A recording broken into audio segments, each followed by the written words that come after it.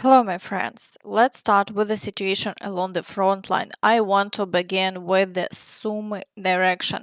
Recently, the Russians claimed to have captured a settlement there, but it turned out to be another reconnaissance and sabotage group, and there was no full-scale invasion. And Budanov mentioned that there won't be one in the near future either. А стосовно наступу на Сумщину, чому? Ну, а там і зараз ідуть прикордонні такі спроби росіян, вилазки ДРГ і так далі. Але, слава Богу, всі необхідні заходи вже вжиті, і такого масштабу, як відбулося, вже немає. We hope it stays that way. In the Kharkiv direction, the occupiers conducted 5 assaults within a day to advance towards their objectives. Initially, the Russians aimed to reach their defensive lines that are located just 20 kilometers from the Russian border. They continue to send in reserves and launch new attacks. Russian soldiers are already recording videos complaining that they are being sent into mid-grind assaults regardless of the circumstances, but no one seems to care and the battles continue. In Vovchansk, the fighting continues as well. Here, the Russians are also trying to advance, but the Ukrainian forces are conducting counterattacks and are trying to push the Russians out of the town. It's evident that the occupiers are destroying the area to prevent the Ukrainian forces from launching further counterattacks. However, the success is on the side of the Ukrainian forces. The Russians are unable to advance again. In part, the Ukrainians have managed to hold the Russians by carrying out strikes directly on Russian territory. Budanov also commented on the situation with the Russian Shalom. Пане Кирило, ми нарешті отримали цей довгоочікуваний дозвіл бити по території Росії західною зброєю. Хочеться все ж таки почути вашу думку. Як це змінить ситуацію на фронті і чи Росія готова? Полегшить. Це полегшить, це точно полегшить ситуацію. Ну, давайте так. Це полегшить ситуацію. Не менше, не більше. Росія готується до цього? Як готується? Так вони вже відчувають це все. Що ж готуватися? Як то кажуть, пізно пити боржомі вже. Все. That's all. In the Kupiansk direction, the occupiers continue to assault Sinkivka and are pushing through the fields towards Pishane. Similarly, the fighting for Petropavlivka has resumed, and today breakthroughs have started across the road between Petropavlivka and Pishane. As it appears, after the initial successful advancements by the Russians, the situation has started to deteriorate again, and they are trying to push further. In the Svatove area, battles are ongoing near Pishane, also Andriivka, and further south. They are still attempting to break through the fields towards Druzhelyubivka, but they haven't achieved any success here, and the front line remains unchanged. In the Kreminna direction, the occupiers are advancing towards Nevsky and Terne.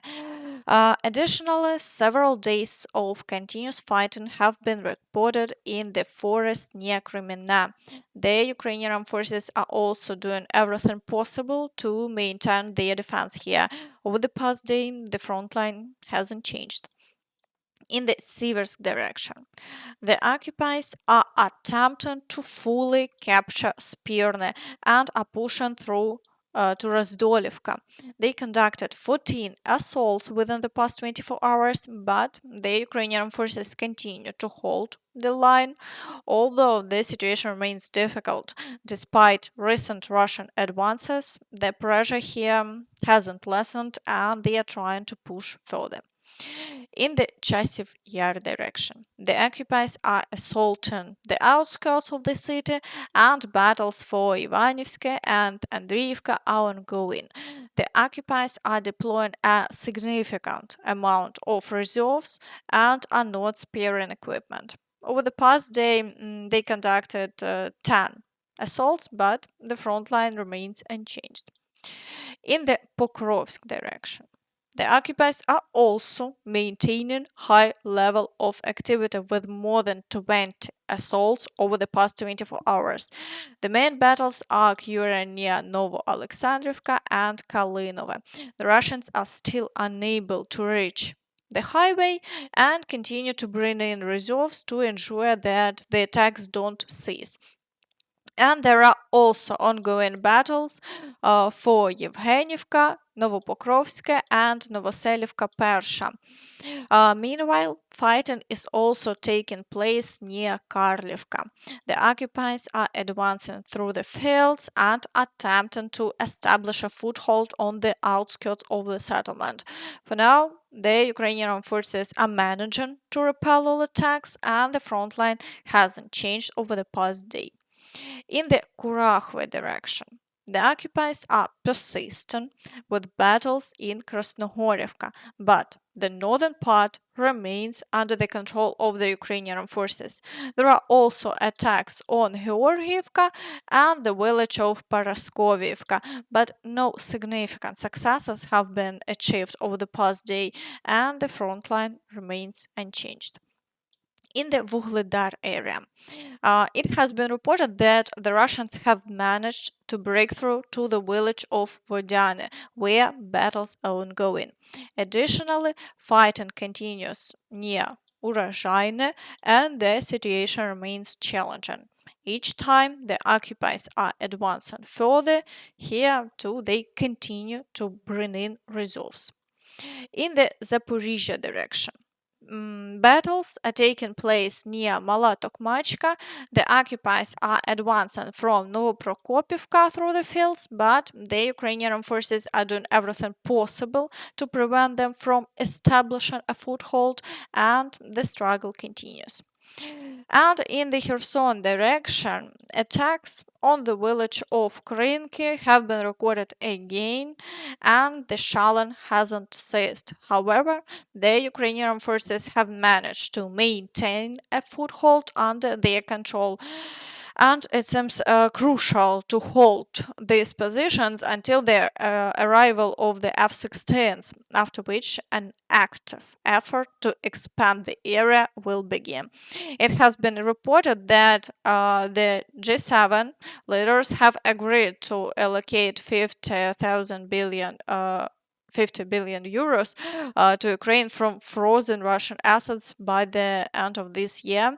And what it means? It means that Solovyov will soon have another meltdown. And that's all from me. So please don't forget to like this video, subscribe to the channel, and of course hit the notification bell to stay updated on all the latest news. Thank you for watching and see you next time. Bye bye.